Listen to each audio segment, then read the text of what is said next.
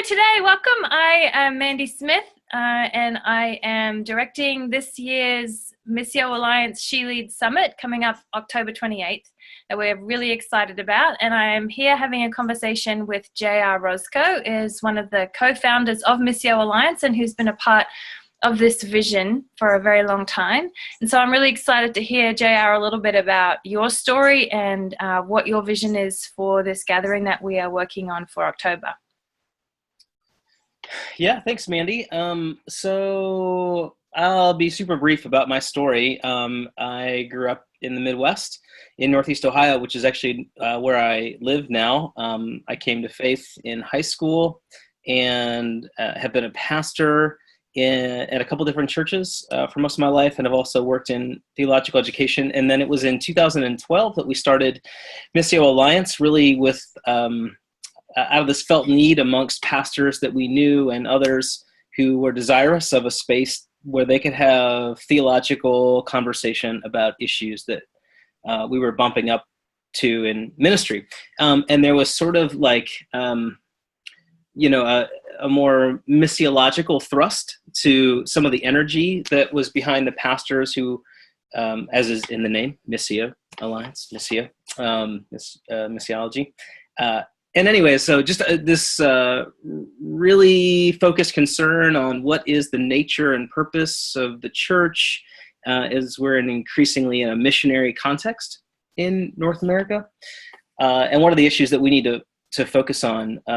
And so that's kind of the reason behind the existence of Missio Alliance. And, this issue specifically about God's design for men and women as leaders in the church, and especially wanting to put an accent on, the half of the side of the church that has tended to be more marginalized in our context of women. There's lots of really good things going on out there, actually, with respect to Christian women in general, wanting to, elevate their voice and give them a platform and equip and empower and all those things. But as we looked around, Missio didn't really see an initiative that was very specifically focused on women who are or who aspire to be leaders in the church and in ministry contexts. And so that's really some of the thrust behind the SheLeads Summit in general. Mm-hmm.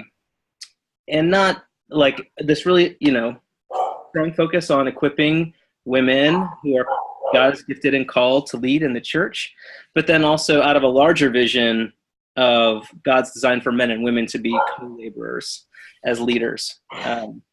Anyway, so that's taken shape over the last few years. We had our first summit last fall that went really well, and we're really excited for the next one coming up here. Yeah, it's exciting to be a part of it with you.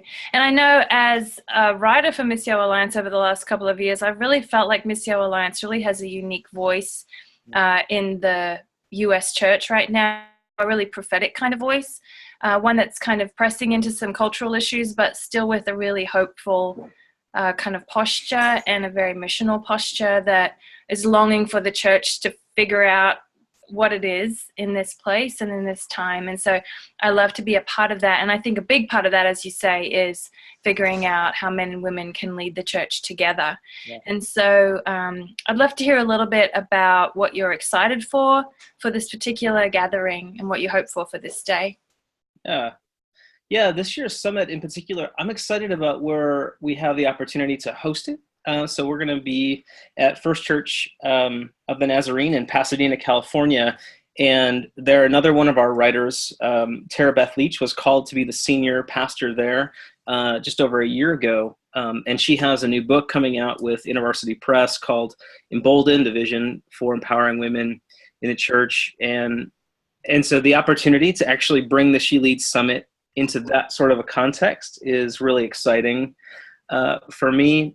We met the main venue was in Chicago last year, and the same way that we're doing this year, we had regional venues all over the country, and we'll do that again. And it looks, talking to you, it sounds like we're on track to more than double the number of regional venues that it's are going to be exciting. available to people. So I'm excited because we get to do it at PASNAS, and we get to partner with Tara Beth as the senior pastor of that congregation to host a summit. I'm excited for the folks that are speaking. Jean Birch, who is an African-American senior pastor of a church in Pasadena. Todd Hunter, who is a bishop of one of the dioceses in the ACNA, the Anglican Church in North America that ordains women. And then Nancy Ortberg, who has been a really important name and personality as a female church leader for a long time. So to have the opportunity to bring those people together to speak into this issue, as well as others that'll be there, speaking into it as well. I'm excited about the constellation of those folks that are speaking. That's a good way to put it. Yeah. So what is your hope that will happen on this day? What do you think will be different as a result of this day for the people who come or for the church at large, however you'd like to answer that? Yeah, it's always an interesting question about events like this because there's, always a certain degree of mystery about what's going to happen. And certainly our vision is larger than simply gathering people in a place on a day to have conversations.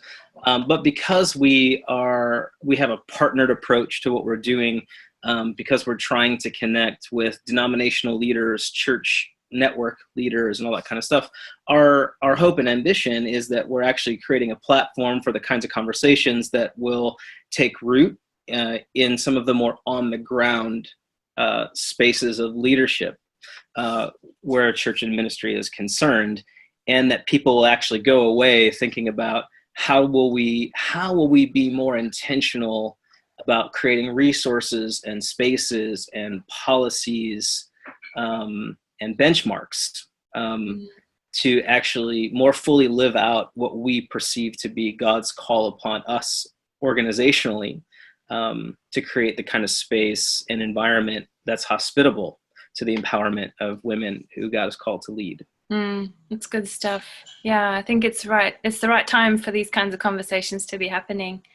And I know as you and I, J.I., have been working on actually planning this thing together, it's really made me think about the many places on the ground in churches all over, and Christian organizations all over the country and the world, really, where men and women are really trying to figure out the realities of what it looks like to lead this Christian movement together, and how often the world's way of understanding leadership and power and the world's way of understanding gender has really kind of corrupted the way that we're doing it in the church as well. And so I know I've enjoying that dynamic, and it's kind of this very meta experience of planning a conversation by having these kinds of conversations even among the two of us. And so I'm really honored to be in this with you and excited to be at the gathering on October 28th. And I hope you folks listening will take part in it with us. You can come to Pasadena and be there in person.